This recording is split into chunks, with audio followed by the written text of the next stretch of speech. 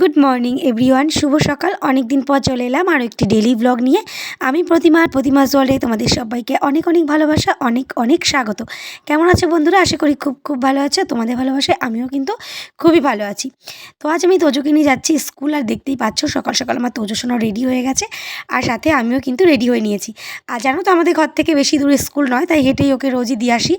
আর সকাল সকাল সূর্যটা এসে একদম মুখে আদর করে দিচ্ছে, আর ব্যাপারটা বেশ ওয়াও লাগছিল, কারণ কি এখন শীতকাল চলে এসছে, সূর্যের তাপ কিন্তু বেশ ভালোই লাগছে। আর তোজো তো রাস্তা দিয়ে দেখতেই পাচ্ছ, যেহেতু সকালবেলা একদমই ফাঁকা, তো বদমাইশি করতে করতে স্কুল ঢুকে গেল। দেন আমি চলে এলাম বাজারে। আজ কিন্তু আমি নিজে হাতে বাজার করবোই, যেমন কিছু সবজি আর মাছ নেব, কারণ তোমাদের দাদাভাই সকালবেলা ঘুম থেকে উঠে চলে গেছে শিয়ালদা। ওখান থেকেও মেডিসিন তুলে দেন ফিরতে ফিরতে 12টা বেজে যাবে। সে কারণে আমি ভাবলাম ওকে স্কুলে দিয়ে আমি আজ বাজারে আসি।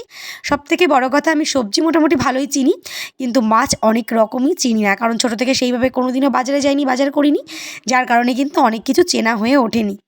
এই এখন মনে করো একটু দু একদিন মাঝে মাঝে বাজারে এসে ওই মাছ কাকুদের কাছ থেকে জিজ্ঞাসা করে করে অনেকটা জেনে গেছি। যেমন এখান থেকে আমি নিয়ে নিলাম কিছু চিংড়ি মাছ, কারণ ঘরে অলরেডি মাছ আছে, পাঙাশ মাছ রয়েছে, আর চিংড়িটা নিচ্ছি কারণ চিংড়ি দিয়ে একটা রেসিপি বানাবো, সেই কারণেই কিন্তু চিংড়ি মাছ নিয়ে নিলাম আমি। আর এই দোকান থেকে আমি আজ ফার্স্ট বউনি করলাম, সে কারণে উনি বারবার জোর করছিল নেওয়ার জন্য। দেন ওখান থেকে মাছ কিনে আমি চলে এসেছি ফুলের দোকানে ফুল কেনার জন্য। তো আমাদের তোজোর বাবা কিন্তু এখান থেকেই সবসময় পুজোর ফুল নিয়ে থাকে, তো আমাকে বললো এখানেই যেতে। ফুল কিনে নিয়ে সোজা চলে এসেছি ঘরে, আর ভীষণ পরিমাণে গলা শুকিয়ে গিয়েছিল, তাই এসে আগে একটু জল খেলাম, তারপর এবার তোমাদের সঙ্গে চলো বক বক করে। গুড মর্নিং, কেমন আছো তোমরা সবাই? আশা করি অনেক অনেক ভালো আছো। তোমাদের ভালোবাসায় আমিও কিন্তু খুব ভালো আছি।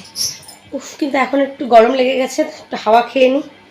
তো দুর্গাপুজো, লক্ষ্মী পুজো সব কিছু কমপ্লিট হয়ে গেল। তো এবার সামনে কালী পুজোর অপেক্ষা। তো তার মাঝখানে তো তোজোদের লক্ষ্মী পুজোর পরই স্কুল খুলে গেছে, তো দুদিন যায়নি। তো তারপরে আজকে পাঠালাম স্কুলে, ঘুম থেকেই উঠতে পারে না, তো কি করে নিয়ে যাব। সকাল সকাল অ্যালার্ম শুনে উঠে গেছে। ওকে স্কুলে দিয়ে গেছিলাম একটু বাজার, কারণ তোমাদের দাদাভাই সকালবেলা শিয়ালদা গেছে মেডিসিন তুলতে, তো সেই জন্য আমি গেছিলাম আর কি। তো কী কী নিয়ে এসেছি তোমাদেরকে তো সব দেখিয়েছি, বলেছি, আর নতুন করে কিছু দেখানোর নেই। কারণ কি আমার এখন একদম সময় নষ্ট করলে হবে না, 1 মিনিটও বসে থাকলে হবে না, কারণ বেজে গেছে প্রায় 8টা 10। আমাকে 10টা 10-এর মধ্যে রান্না কমপ্লিট করতে হবে। তারপর তো আবার তোজোকে আনতেও যেতে হবে। বিছানাটা না গুছিয়েই চলে গেছে, শুধু ঘর ঝাড় দিয়ে একটু দরজায় জল দিয়েই বেরিয়ে গেছিলাম। তো এখন হচ্ছে বিছানাটা তুলে নেব, তারপর রান্নাঘরে সমস্ত কাজগুলো করব, সকালের ব্রেকফাস্ট বানাবো। আজকে একটা ছোট্ট ব্লগ তোমাদের সঙ্গে শেয়ার করব। প্লিজ ভিডিওটি স্কিপ না করে শেষ পর্যন্ত দেখতে থাকো, আমার বিশেষ খুব খুব ভালো লাগবে। তো চলো, এখন আর বেশি কথা নয়, দেখতে থাকো, সঙ্গে থাকো। এই যে বসে গেছি, চিংড়ি আর কাইচি, কারণ আমার প্রচুর অ্যালার্জি আছে। আমি চিংড়ি মাছ তো হাত দিয়ে ছাড়ি ছাড়ি কাটতেই পারি না, এভাবে কাটলেও আমার প্রচুর হাত চুলকায়। তা হাতে ভালো করে একটু সর্ষের তেল মেখে নিয়েছি, নিয়ে এবারে কাইচি এরকম করে কেটে নিচ্ছি। তা অনেক সময় লেগে যাবে, মানে কি বলবো তোমাদেরকে, আমার 500 চিংড়ি মাছ কাটতে 5 ঘন্টা লেগে যায়। এবার হিসাব করে দেখো যে 100 চিংড়ি মাছ কাটতে বা 200 চিংড়ি মাছ কাটতে আমার কত লাগবে। এইখানে বেশি মাছ নেই, এখানে 300 গ্রাম মতো মাছ আছে। এইটা হচ্ছে আজকে করব পেঁপে দিয়ে ঘন্ট। কালকে আমার শাশুড়ি মা গেছিলো তোমাদের দাদাভাই গ্রামের বাড়িতে, তো ফেরার সময় পেঁপে নিয়ে এসছে গাছের, দুখানে একদম, মানে গাছের পেঁপে তো বিষ সার তেল এসব দেওয়া হয় না, আর এই পেঁপেগুলো এত সুন্দর গলে যায় না রান্না করলে। তো ভাবলাম চলো গাছের পেঁপে দিয়ে চিংড়ি মাছ দিয়ে ঘন্টই খাওয়া হোক। আর পেঁপে ঘন্ট তো ভীষণ ভালো লাগে, আগেও অনেকবার খেয়েছি। আর আমাদের বাপের বাড়িতে ওই বাড়ির গাছেও মা পেঁপে লাগিয়েছে, আর বাবা একবার পেঁপে ঘন্টকে এত স্বাদ পেয়ে গেছে, এখন প্রায় দিনই চিংড়ি মাছ নিয়ে আসবে, নয়তো মাছের মাথা নিয়ে আসবে ঘন্ট খাওয়ার জন্য। নিরামিষও খেয়ে নেয়। তা ভাবলাম যে কি যে গাছের পেঁপে দিয়ে তো ঘন্ট খাইনি, কেনা পেঁপে দিয়ে খেয়েছি, তো এবারে নিজেদের বাড়ির গাছের পেঁপে দিয়ে একবার খেয়ে দেখি। তাই জন্যই তোজোকে স্কুলে দিয়ে বাজারে যাওয়া। তার উপর আবার বৃহস্পতিবার, তোমাদের দাদাভাই তো সে আস্তে আস্তে 12টা বেজে যাবে, তাই ফুলটা আর মিষ্টিটাও কিনে নিয়ে এসেছি। আর ফ্রিজে ছিল পাঙাশ মাছ, সেটাও বের করে নর্মালেতে দিয়েছি। তো এই পাঙাশ মাছটা করবো হচ্ছে আলু দিয়ে, আর চিংড়ি মাছটা করবো পেঁপে দিয়ে, আর কি করবো আরেকটা করবো, এখনও জানি না কি করব। চলো মাছটা কেটে নিই, তারপরে তোমাদেরকে রেসিপিটা দেখাচ্ছি, দেখতে থাকো। এটা হচ্ছে কালকের মানে কালকে না, সরি, পরশু দিনের আগের দিনের মাছ আগের দিন রান্না করেছি 6 পিস, আজকে 6 পিস রয়েছে ফ্রিজে, তো ফ্রিজ থেকে বের করে নিয়েছি। আর এটা তো দেখলেই তখন কাটছিলাম, চিংড়ি মাছটা পুরো কেটে ধুয়ে পরিষ্কার করে নিয়েছি। আর এই যে এটা হচ্ছে আমাদের বাড়ির গাছের পেঁপে, একদম কেটে কেটে একদম দেখো ঝিরি করে কেটে নিয়েছি, ব্যাস। আর এই হচ্ছে মাছের জন্য আলু, মানে এই মাছটা করবো এই আলুটা দিয়ে। সমস্ত কিছু গুছিয়ে কেটে কুটে নিয়েছি। এবারে রান্নাটা চটপট করে নেব, তারপর তোজবাবুকে স্কুল থেকে আনতে যাব। তো চলো সঙ্গে থাকো আর দেখতে থাকো। তার উপর আজকে আবার বৃহস্পতিবার, দুর্গা পুজোর সময় বাড়িতে গিয়েছিলাম, তোমরা দেখেছিলে, সেই সময় নিয়ে এসেছিলাম চালতা। তো আজ ভাবলাম একটু চালতা দিয়ে মুসুর ডাল করব, কারণ টক ডাল আমার বরাবরই প্রিয়। ওই শীতকাল বলে যে খাবো না এমন কোনো ব্যাপার নেই, গরমে তো একটু বেশি ভালো লাগে আম ডাল এসব ডাল খেতে, কিন্তু শীতকালেও কিন্তু টক ডাল মোটেই খারাপ লাগে না, বেশ ভালোই লাগে। তো তার জন্য মুসুর ডালটা আগে ভালো করে চটকে ধুয়ে নিলাম। এবার আমি ডালটা বসিয়ে দেবো, আর তারপর একে একে কিন্তু সমস্ত রান্নাগুলো আমি কমপ্লিট করে নেব। আর এখানে মাছ ভাজার জন্য কিন্তু আমি কড়াই বসিয়ে দিয়েছি, দিয়ে দিয়েছি তেল। এবার চটপট করে মাছগুলোকেও ভেজে নেব। আর পাঙাশ মাছ তেলে দিলে কিন্তু প্রচণ্ড ফোটে, তাই সবসময় থালা দিয়ে ভাজার চেষ্টা করবে বন্ধুরা, দেখবে ভালো হবে। আমি আগে বুঝতাম না, আমার প্রচুর গলায় মুখে হাতে এসে তেল ছিটে পুড়ে গেছে। এখন আমি যখনই পাঙাশ মাছটা ভাজি, আমি ভাজার পর একটা থালা চাপা দিয়ে রেখে দিই।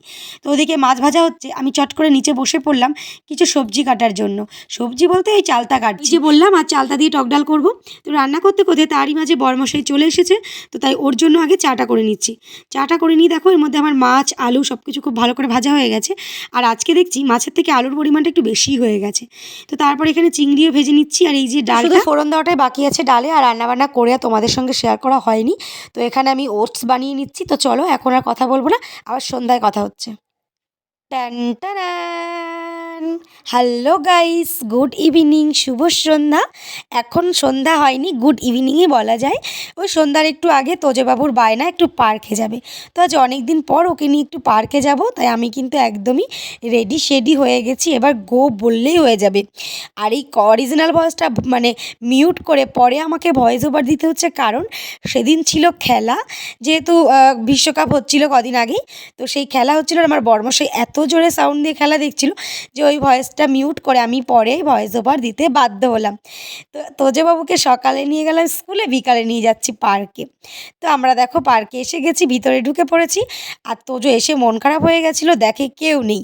তারপর একটু ভেতরে গিয়ে দেখে ওরই ক্লাসের একটা বন্ধু ওখানে খেলা করছে। তো তারপর তো বেশ খুশি হয়ে গেল। আর এখানে যেতে যেতে একটা ফুল দেখলাম, সেটাও শেয়ার করে দিলাম। চলো আর বক করবো না, একটু খেলা করুক, তোমরা দেখতে থাকো, আবার পরে কথা হচ্ছে।